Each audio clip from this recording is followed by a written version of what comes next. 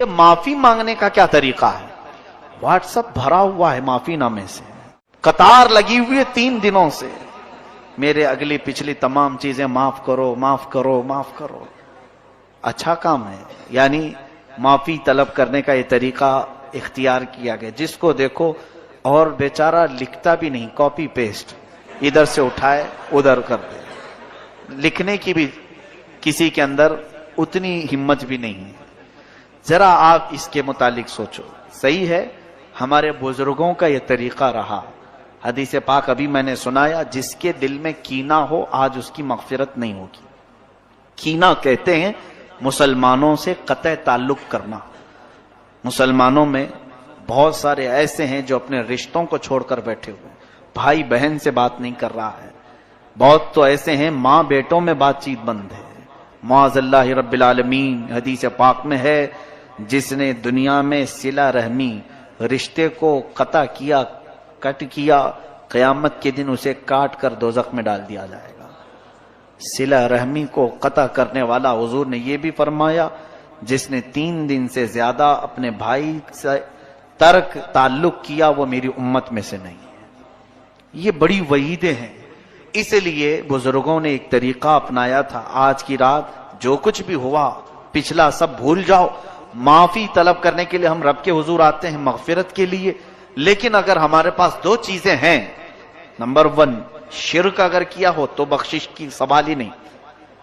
दूसरी चीज अगर कीना है दिल में दूसरे के मुतालिक, अपने भाइयों के मुतालिक, तो भी बख्शिश की यहां पर ममानियत कर दी गई, मगफिरत नहीं होगी।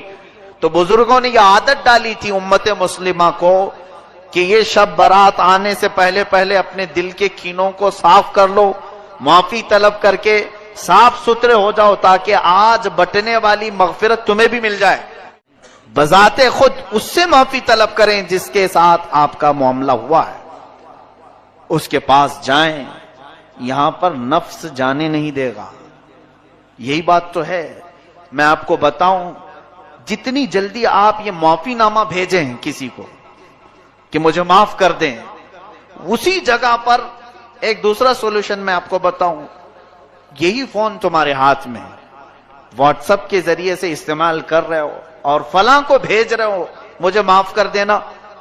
वहीं अगर तुम उसके नंबर पर कॉल करके बात कर लेते उससे कि आज शब बारात आने वाली है, मुझे थोड़ा माफ कर दो, पिछले कई बातें तुम्हारे से सख्त हो गई, उसके लिए दिल नहीं मानेगा। बातचीत कर लेते, तुम्हारा दिल नहीं मानेगा। छोड़ो, भेज देते हैं, देखे तो ठीक है, नहीं तो कोई बात नहीं। ये जो है नफ्स ने तुम्हें इस तरह से करने की आदत डाली। नफ्स अम्मारा ये नहीं चाहता है कि किसी के सामने झुक जाएं हम। माफी तलब करने में नफ्स की शर्मिंदगी है, और रब तबारक व तआला यही चाहता है कि तुम अपने नफ्स को झुकाओ। अपने नफ्स को जब तक तुम नहीं झुकाओगे तो माफी की कोई उम्मीद ही नहीं। याद रखना, कयामत के दिन यही हुकूकुल इबाद तुम्हें जहन्नम में लेके चले जाएंगे। उसका हक मारा, इसको सताया, इसको परेशान किया। अगर ये कयामत के दिन सब खड़े हो गए तो फिर उन सबको तुम्हें नेकियां बांटनी पड़ेंगी जो जो नेकियां किए थे, और अगर नेकियां कुछ है नहीं तो उनके गुनाह उठाकर तुम्हारे ऊपर डाले जाएंगे। यह हुकूकुल इबाद में यही होगा कयामत के दिन। इसलिए अगर माफी मांगने का शौक है, बल्कि मांगना चाहिए भी, इस तरह से नहीं, जाओ मुलाकात करो। अगर मुलाकात करना पॉसिबल नहीं, मुमकिन नहीं, तो फोन पे बात कर सकते हैं आप, उनसे फोन पे बात करें और मामला तय करें कि आप दिल से मुझे माफ करें और मुझसे जो हो सका मैं आपको माफ करता हूं।